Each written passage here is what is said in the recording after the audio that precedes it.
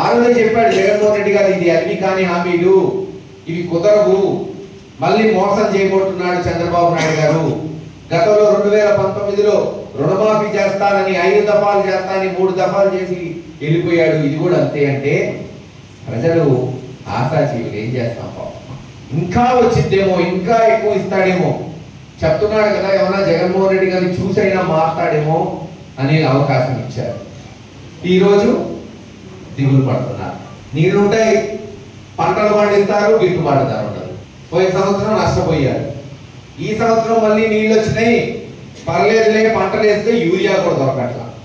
వాళ్ళ నాయకులే దాని యూరియాని బ్లాక్ మార్కెట్ లో అమ్ముకుంటున్నారు. ఇది వాళ్ళు చేస్తున్నారు. కనీసం మంచి చేద్దాం, 4 స్కూళ్లు బాగు చేద్దాం, హాస్పిటల్ తీసుకెళ్దాం అనే ఆలోచన లేదు. కూడా అమ్ముకుంటారంట. దాచేపల్లి ఊహించుకోండి సోదరులారా, ఎవరైనా అమ్ముకున్నారా? కూడంతా ఒక తెలుగుదేశం నాయకుడు అమ్ముకోవాలంటే కూడా అమ్ముకోవటం ఏంటారు బాబు, ఇదే దరిద్రం అనుకుంటున్నారు. ఈరోజు ఈయన కూడా అమ్ముకుంటే రేపు ఇంకోడు కూరగాయలు అమ్ముకుంటాడు, ఇంకోడు మాంసం అమ్ముకుంటాడు. మొన్న అదే చెప్పారు. ఎన్ని కాదు, ఆ గుళ్ళు దగ్గర పాపం బిచ్చగాళ్ళు చాలా మంది ఉన్నారు. అది కూడా మీరే తీసుకోండి. ఎందుకు, ఎంతో కొంత దిగజారుల్లో ఎంత దిగజారచ్చు కూడా గురజాల్లో తెలుగుదేశం నాయకులు చూపెడుతున్నారు. అవినీతిలో పరాకాష్ట. ఇక ఇంత అంతా లేదు. అదేమని ప్రశ్నిస్తే కేసులు, గొడవలు. పాపం మాచవరం మండలంలో పిన్నెల్లి గ్రామంలో కానీ, తొరకపాలెం కానీ, కొత్త గణేశ్పాడు కానీ అనేక గ్రామాలు ఇబ్బంది పడిన నాయకుడు లేడు. అనేక మంది ఎలక్షన్ రోజు పాపం శంకరయ్య గారు కావచ్చు, లక్ష్మీరెడ్డి కావచ్చు, కొత్త గణేశ్పాడులో ఆడవాళ్ళనైతే గుడిలో పెట్టి తాళనేశారు. ఆ రోజు పొద్దున పోయి వాళ్ళు విడిపించుకొని ఇళ్ళకి తీసుకెళ్ళారు. అనేక ఘటనలు. సరే, పిన్నెల్లి 400-300 కుటుంబాలు ఎస్సీ, ఎస్టీ, బీసీ, మైనారిటీ కావు. ఏం తప్పు చేశారండి? ఒక పార్టీకి ఎవరు అభిమానం వాళ్ళది. ఏం గతంలో తెలుగుదేశం లేరా ఈ గ్రామంలో, ఊళ్ళల్లో? ఒప్పుకుంటా. మనం కూడా పోయినసారి పోనీలే అని వదిలేసాం. వాళ్ళు కొన్ని గొడవలు చేసినా 14 నుంచి 19 వరకు పోనీలే, ఎవరి కర్మ వాడు పడతాడు, ఆ దేవుడి మీద బారేస్తాం. కానీ మంచికి విలువ లేదు. నేనే చెప్తున్నా, ఈసారి మటుకు తాట తీయకపోతే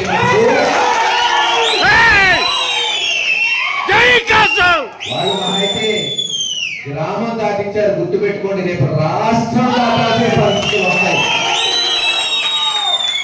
చెప్పాడు కదా జగన్మోహన్ రెడ్డి గారు. ఆయనే చెప్పాడు పోయినసారి, అందరికీ చేయండి, అందరికీ న్యాయం చేయండి అని.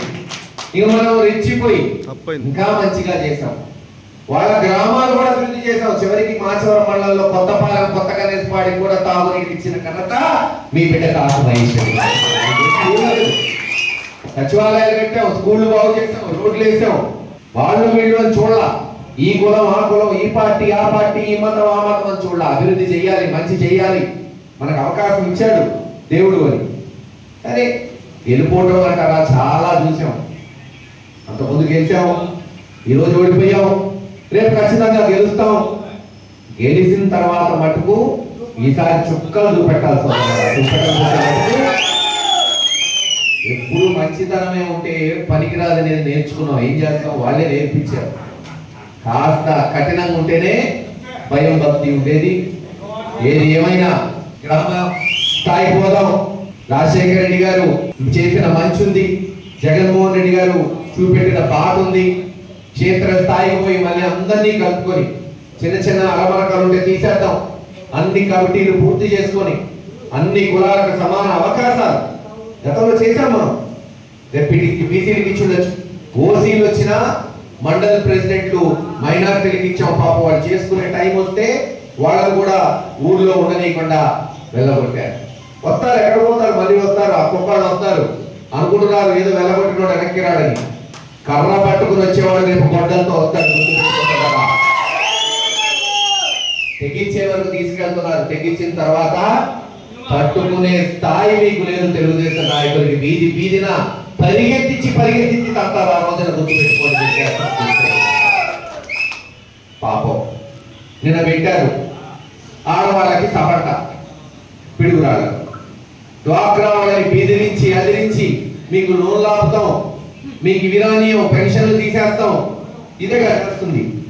రైతు భరోసా ఇవ్వబోయా అంటే 60 లక్షల మంది రైతులు ఉంటే 40 లక్షల మందికి ఇచ్చాడు. అమ్మఒడి పేరు మార్చేమో 80 లక్షల మంది పిల్లలు ఉంటే 60 లక్షల మందికి ఇచ్చారు. ఇక ఇంటింటికి ఒక్కొక్క ఆడపడుచుకి 1500 సంవత్సరానికి 18,000 అన్నాడు. ఇప్పటివరకు అతి గతి లేదు. 20 లక్షల ఉద్యోగాలు అంటే మన నియోజకవర్గంలో సుమారు 13,000 ఉద్యోగాలు రావాలి. ఇప్పటివరకు 13 మందికి ఇవ్వాలి. ఒక్కొక్కరికి 3,000 నిరుద్యోగ వృత్తి ఇస్తా అన్నాడు. అది లేదు. అందుకే చెప్పాం బాబు షూరిటీ నాకే ఏర్పడాలి. గట్టిగా చెప్పాలి. బాబు షూరిటీ, బాబు షూరిటీ, బాబు షూరిటీ. ప్రతి ఇంటికి పోయి చెప్తాం. 3 ఏళ్ళుంది. ప్రతి వారికి వస్తా, ప్రతి పల్లెలో మళ్ళీ నిద్రపోతా, ప్రతి ఒక్కరిని మేలు కొలిపి ఒక మంచి ప్రభుత్వాన్ని జగన్మోహన్ రెడ్డి గారి నాయకత్వంలో తీసుకొచ్చే వరకు, ఒక మంచి వాతావరణాన్ని ఈ ప్రాంతంలో తీసుకొచ్చే వరకు మనం అందరం ప్రయత్నం చేద్దామని తెలియజేసుకుంటూ